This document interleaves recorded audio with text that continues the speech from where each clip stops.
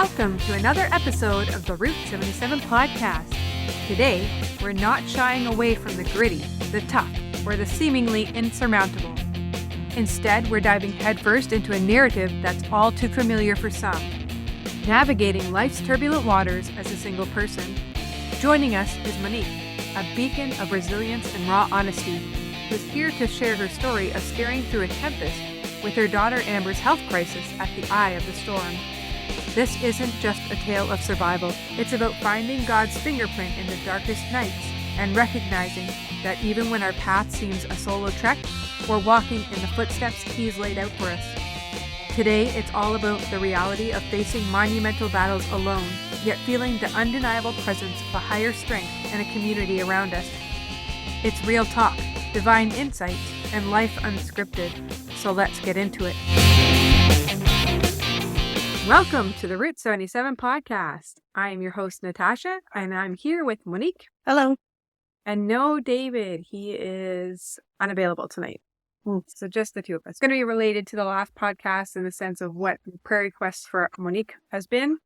And we're going to have maybe an update, but also on her daughter, but also want to have a discussion about what it's like as a single person or a single parent, having to make decisions, going through this thing without the family units around you that you expect to have when these situations happen. The expectation of having this sort of more support.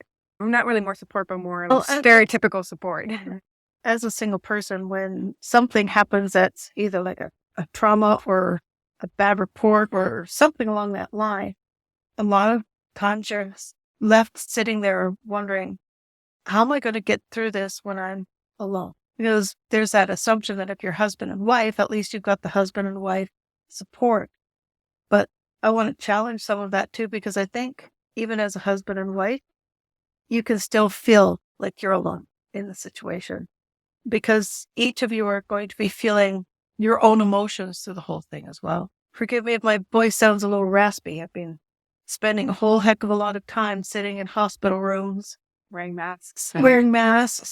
Yeah, because we can't bring any kind of airborne illnesses into the hospital room because of the surgery we're hoping she won't go through. And on that note, you have a little bit of date from last week.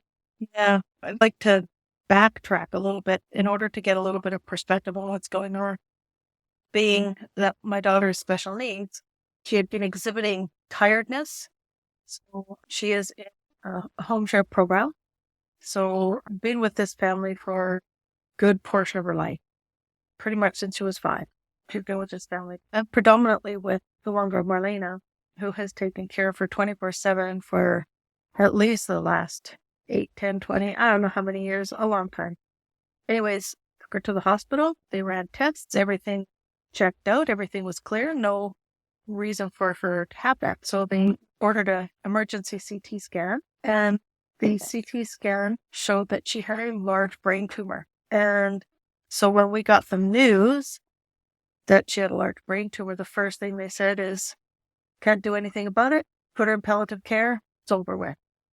And we were just like, what? So we were all hit with a very serious trauma, not knowing what to do or what to think. My suggestion to everybody is that when you get a report like this, first time, don't take their word for it. We went and insisted on a second opinion, had another CT scan done with contrast, and they actually found another tumor, which is even worse, but the CT scan was looked at by another neurologist. And after asking us a few questions, he actually agreed to do surgery and said that he believes he can't be 100% positive until pathology is done of the tumor, but he is more positive than negative that it's a benign tumor, which means that there is no reason for her to pass away for a tumor that can be dealt with without having to do. He's not sure if he can get the whole tumor. Surgery comes with a whole heck of a lot of risks. Brain bleed. She could die right there in the operating room. So there's a lot of risks that we're taking. But she's a fighter. She's always been a fighter. So this was one of the reasons why we said, no, we are not going to just give up on her and let her Most people, when they look at a special needs child, they think, what's the use of fighting? Just let them go. People make a lot of decisions when they're outside the bubble. Like, yes, how do they have quality of life? How do they know what's going on around them? And you're like, you don't even know this person. You don't even know how she communicates and how much life she has. And oh, they're noticing it right now because the steroids have helped her so much that she is quite a bit like her normal self. And she is fighting sleeping because I'm talking with my girlfriend Michelle, who also had a brain tumor, and coincidentally, they even share the same birthday, but she said that when she was diagnosed with her brain tumor, she was afraid to fall asleep because she was afraid she wasn't going to wake up. And we don't know what Amber thinks because she can't really communicate that well. That specifically. But she's been fighting sleep for the last 3 nights. So she'll sleep for a few hours and force herself to wake up because I think I'm going to wake up again, right? But she has always been a fighter, no matter what. She had pancreatitis so bad that her lipase count was in the 10,000s, and the doctors never seen it so bad. And the doctor said that she wouldn't survive. And if she did survive, she'd have to have a whole bunch of operations. And she would be in the hospital for months and months, like at least 6 months to a year to, and hooked up to all sorts of stuff to deal with the pancreatitis. And by the end of August, she was home, never had an operation. And the doctors are still going, what? We don't understand. So God has always been with her and has always healed her through everything that she's had to go through. We're just like, why should this time be any different? Yes, we're relying heavily on God. But it's still a frightening thing. And as a single person, having to deal with the kind of decisions that we've had to make, it's not easy to do. Not in any way. Because I'm basically taking my child's life in my own hands. And God's obviously designed it to be a 2-person job. But it doesn't mean that's the way everybody gets to do it. Right. And so you're having to take on, like, I know you have the support people around you, but for you've had to take on the 100% decision making in design where God designed for 2. So I think you're doing an awesome job. It's frightening to say the least. But in order to be able to live with myself at the end of the day, I want to make sure that I have done everything I possibly can for her and to give her every possible chance I can.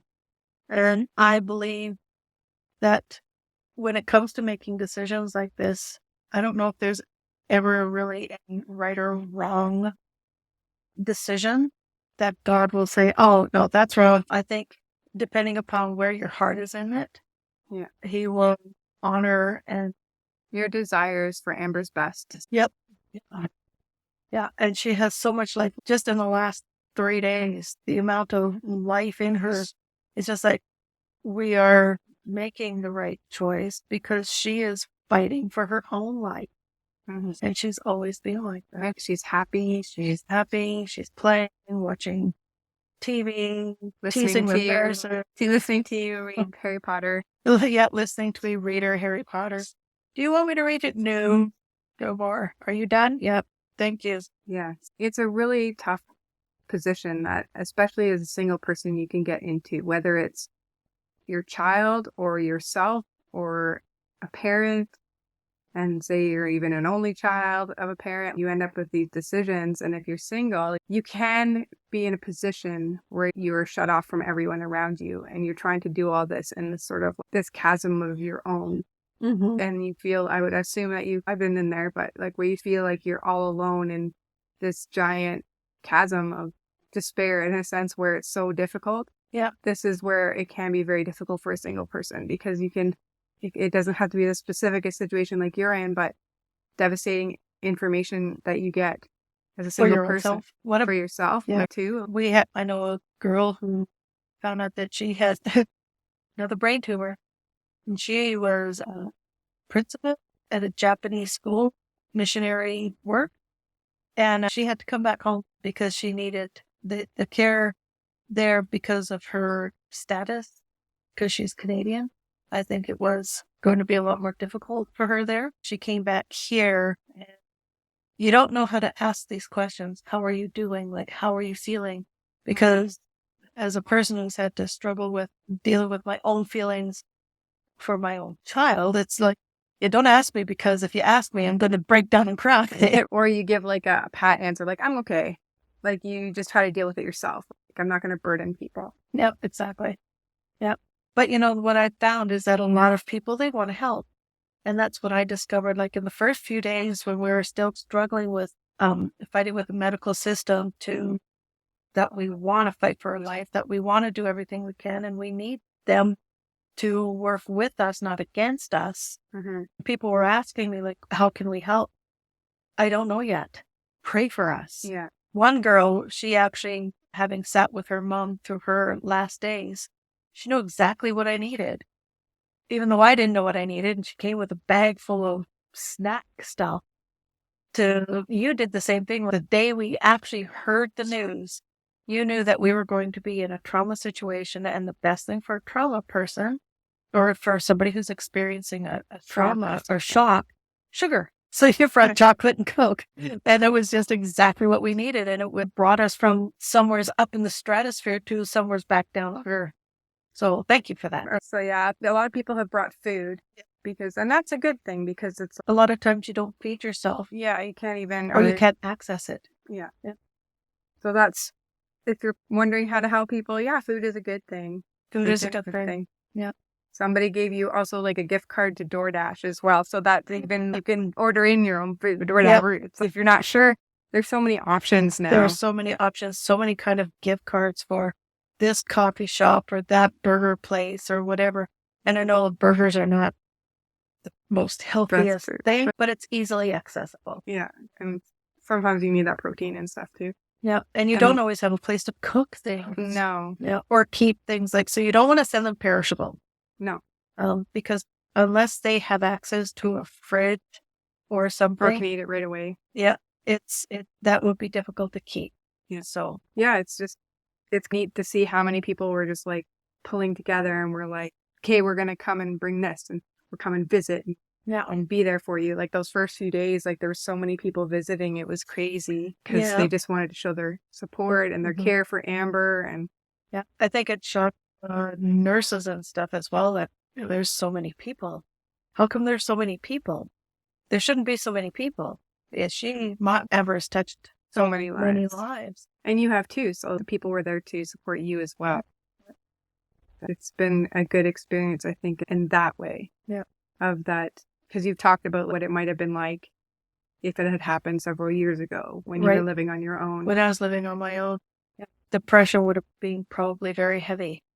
Or I would have just completely ignored everything and shut down. But because of you and Mom coming as well, and the other people around my daughter, they have been forcing me to not shut down. And that's a good thing, because that's something that can happen so easily. It's always good to make sure that you have around you the kind of people who will stand beside you in a crisis. Because if, like before, although I had a lot of really good friends, I was still on my own. So my network really wasn't quite good enough yet. But this time it's completely different. Completely different. It's neat because like we're both introverts and we really like our own place. But at the same time, like when we live in the same house, like it doesn't feel like extroverting when we're hanging out and talking or anything.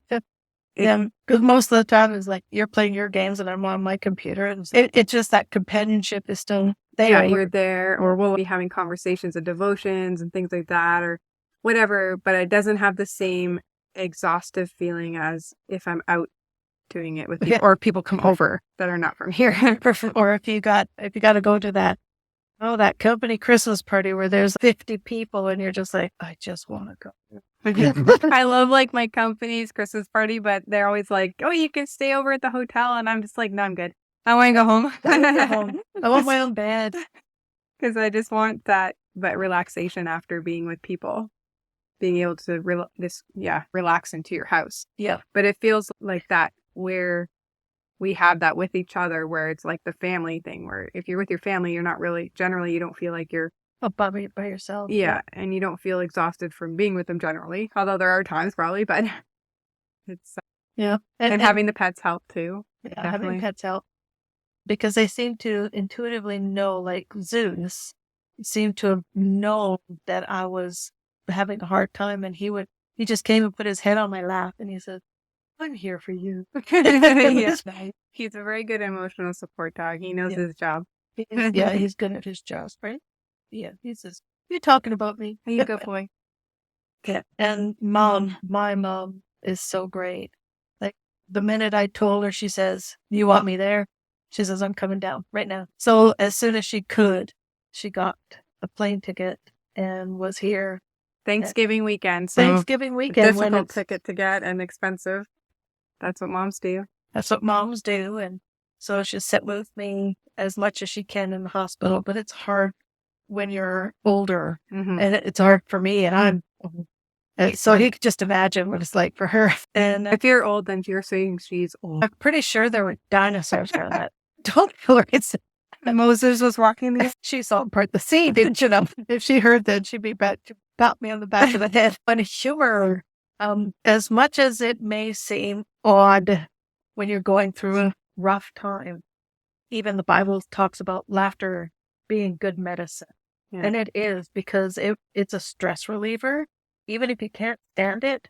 And on the first day, you're not going to want to. No. But as time goes by and that feeling of crisis starts to diminish, even though you're still, my anxiety level, because even though she's going for a surgery, there's huge risk. We are praying God is with her in that, and she recovers from that.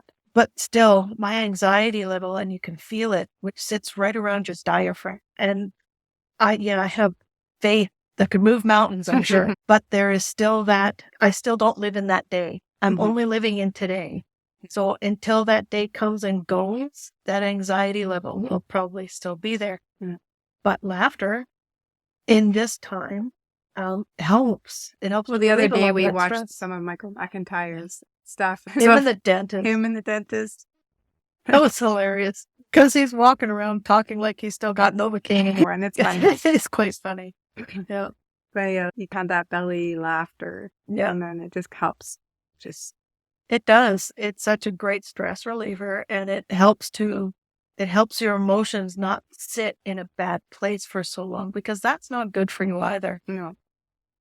So yeah, it's an interesting time to be in. It really shows who your friends are and what your community is, what your connections and network and social network, church network, and all those things. Right. Where comes to life. But we hope that we can build these things up during the good times. The good times and the bad times. It's important to note that a lot of people, when they go through a time like this, especially if this episode we're calling through the valley of the shadow, but some people go right into the death part. A lot of people, and I know a lot of people whose faith get shaken very heavily because of that. And walking through this valley can be very difficult for a lot of people, especially when it's your child, because your child should not go before you. No. It's not normal. It's not natural. Not what God intended. And it's not what God intended. And then you've got all those questions like, why? Did this happen because of this? Should I have noticed sooner? Especially when it's a medical condition that happens where the doctors figure that she could have been growing this for a long time.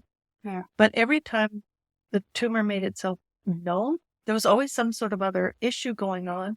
So that's what they thought it was. Yeah, and then you deal with that and things would be... And then she was okay again, right? And the thing is, too, probably her condition would probably have changed so slowly that it's one of those things that you're always around them, so you don't really see it. Yeah. As if somebody who would know her, I hadn't seen her for a year, might have noticed something, but it's just not even. Yeah, not even. Because she always did the same thing, and she was always, but the last little while she'd been getting more and more tired, so that was our clue. But Marlena, who cares for her, she was berating herself for such a long time. So I asked her, I says, are you God? And she, well, of course not.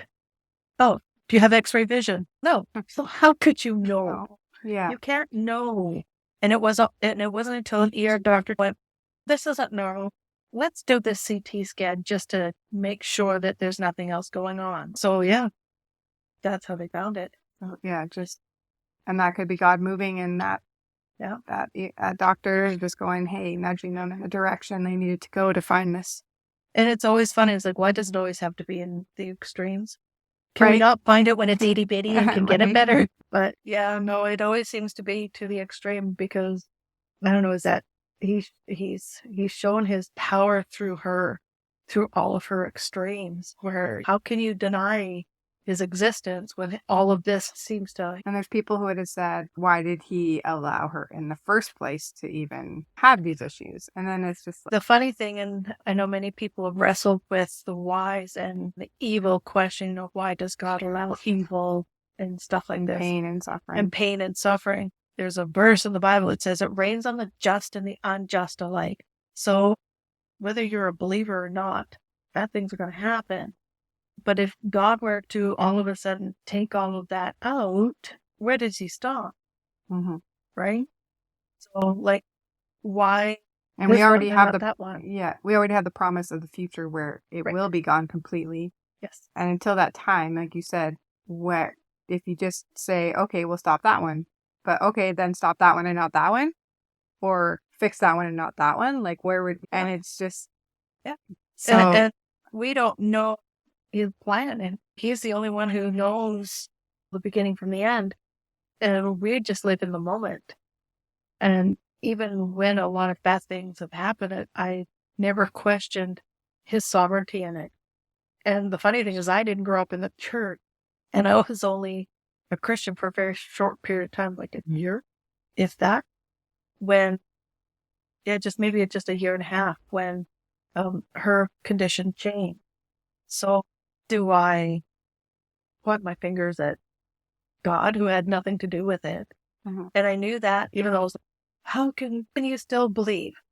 No, can I not? When I know that he has saved her life time and time and time again. And whether he does this time again or not, still his will, not mine.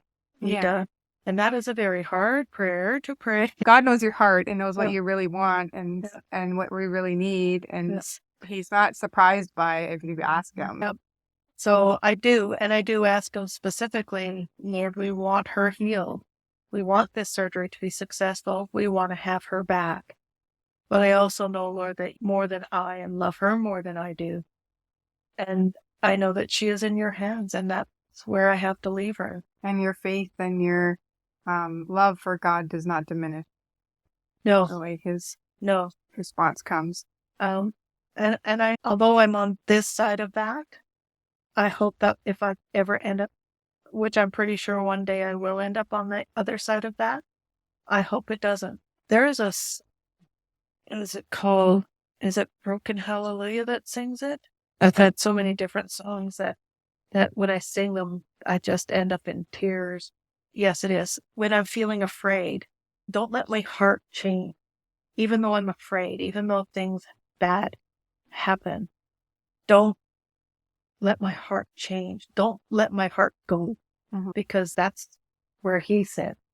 And I want him to always be in there. Don't let my faith waver. Keep me in your perfect care, even when it's a very helpless feeling. But there's also a comfort and a peace knowing that God is in control. And that's the only person who does have full control. Ultimately, yes. Yeah. And that you can trust that his word is done. And like we said, it's definitely 100% not what you want. It's for anything to happen to Amber.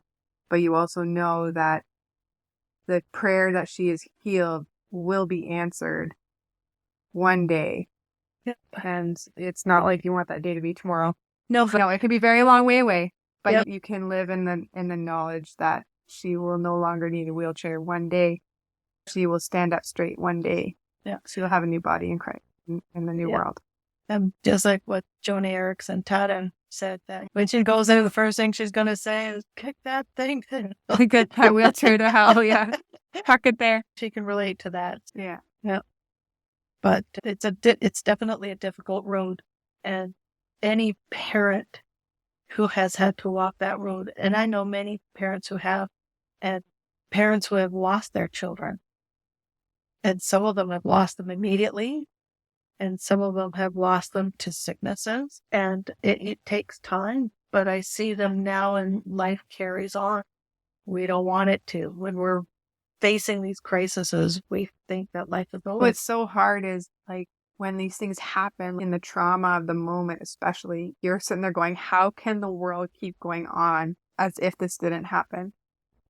Just going to work, going to the coffee shop, just people walking down the street, and you're sitting there, how the sun can comes this... out and shines. How dare you shine? And It you should be pouring miserable rain. But no, the world just keeps on going the way it's always. I am not the only person who has ever suffered. But we don't think that at the time. No, it's cool. It's so internal and raw. It is. You can't, pretty much physically impossible to think outside yourself at that in those moments. It is. It is. Because your whole center is around that moment. And as you sit through that moment, trying to gather all your thoughts together, and everybody else is scattered around you, and you've got people telling you what is their truth, you have to give yourself the time to allow God's truth to come in. And that's when peace takes over. And I remember there are so many times of people saying, like, how can you be so calm? You sound way better than I thought you would. The peace of God that passes all understanding. If I didn't have that, I would probably be in that. But you can't live in that every day. Even when you are, like, it's been what now? We're going on 2 weeks almost. Yeah. And it doesn't feel like 2 weeks. It feels like a lot longer, by the way. But you can't live in that state of shock and trauma every day, even though it's still ongoing, because that feeling is very destructive on your body. And I don't think God designs us that way. He designs us to, okay, you get the shock and the trauma, and then your body starts having to release that so that you can start living normally most of the time.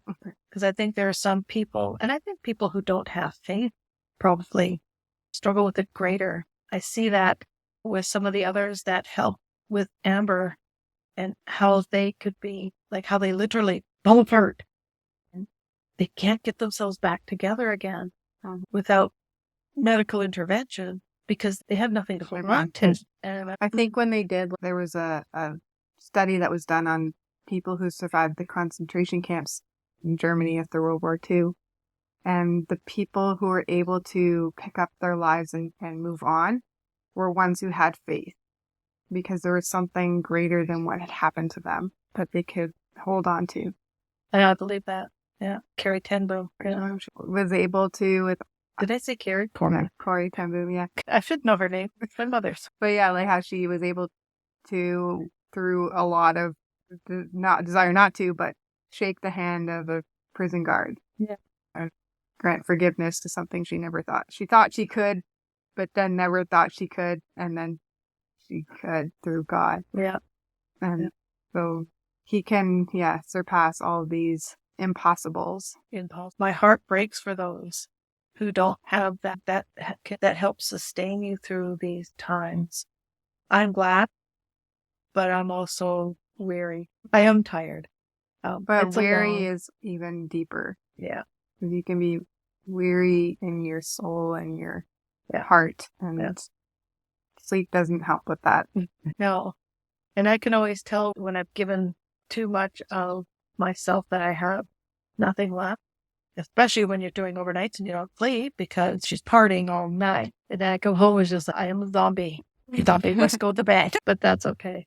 But then, and I have to watch myself too, because in those times, I'll find my temper feeling short, because I, as an introvert, it's just like, I need to get my brain back together, and you are bothering me.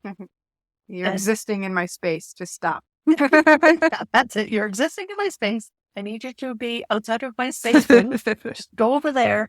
Let me go over there. Close the door. Yeah. And you have to give yourself that time too. Because if you just give and give and give and give, it's like a piggy bank.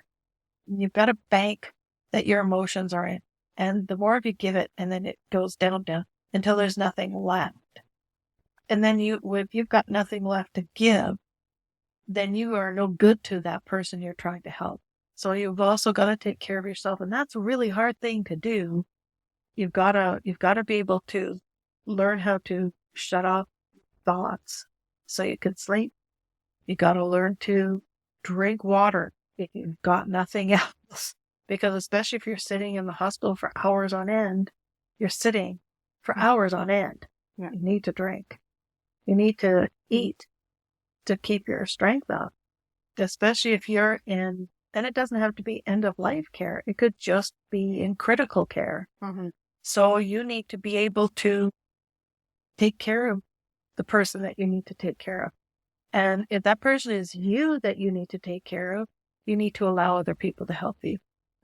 And that's the biggest thing, I think, in this world. We're taught to be so independent and not need anyone. And the thing is, that's not how God designed it. God designed us to be a family and a community, and that we are to bear one another's burdens. And that's what God designed us to do. Yeah. And that's why being there for people and not just being like, you're single and you chose that life. Yeah. That's your problem, that you're alone, or yeah, and that's not fair. No. No. And that's not God's will for the church. No. So for the church also, if you've got people in that situation who are, say they're living on their own and they have their own issues that they're dealing with, say they're dealing with their own bad medical report, but they're living on their own because they don't have family around them. If you are a church and that person is a member of your church, house cleaning, help them with house cleaning. Bring them pre-made meals. Find out what they like. Bring them stuff like that they can stick in their freezer and heat up afterwards.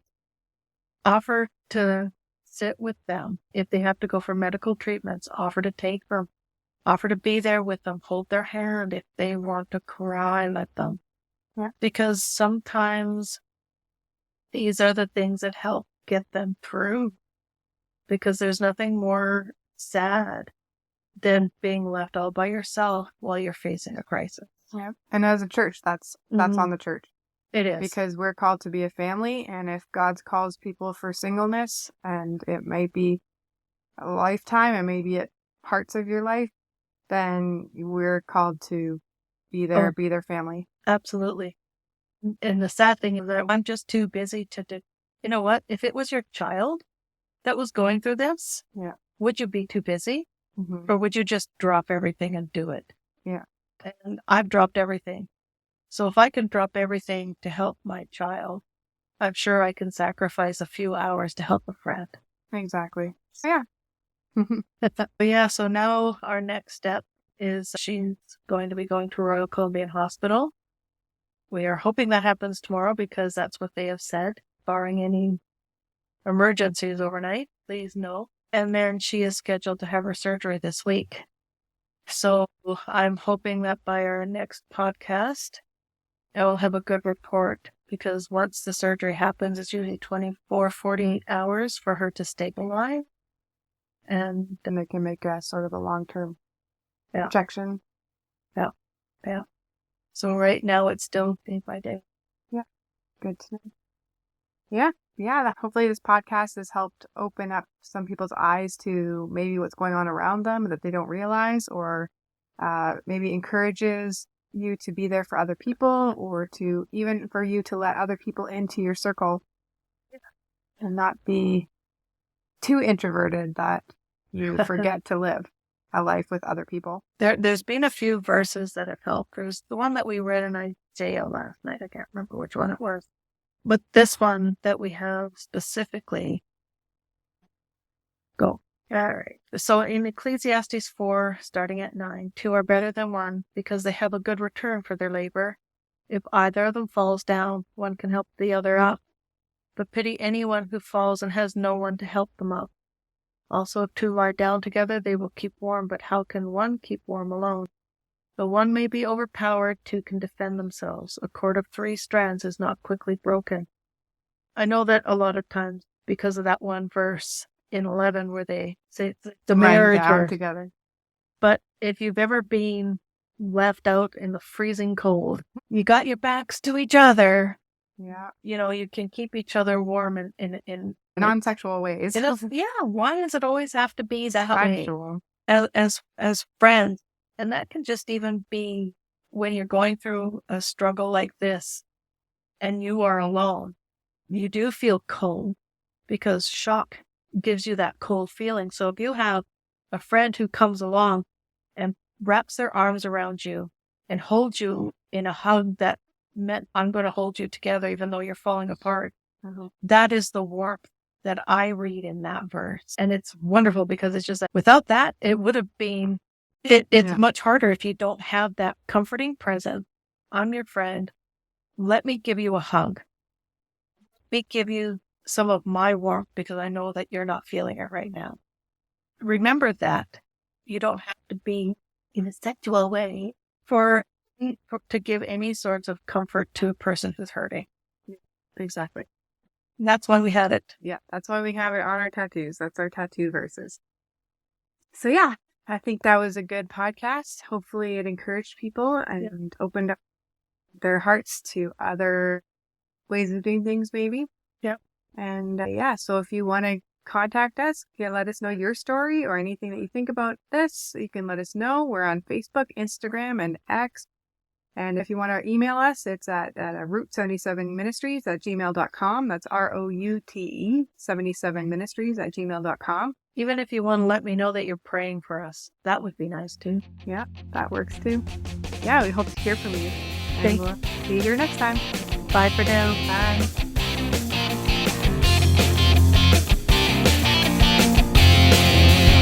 And that brings us to the end of yet another episode of the Route 77 podcast.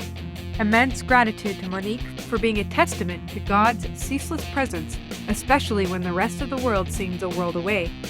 Her journey is a mirror for many out there, reflecting the struggles of going solo, but also the profound courage found in unwavering faith. What we're taking away today is monumental. You're never truly alone. Your path is a testimony.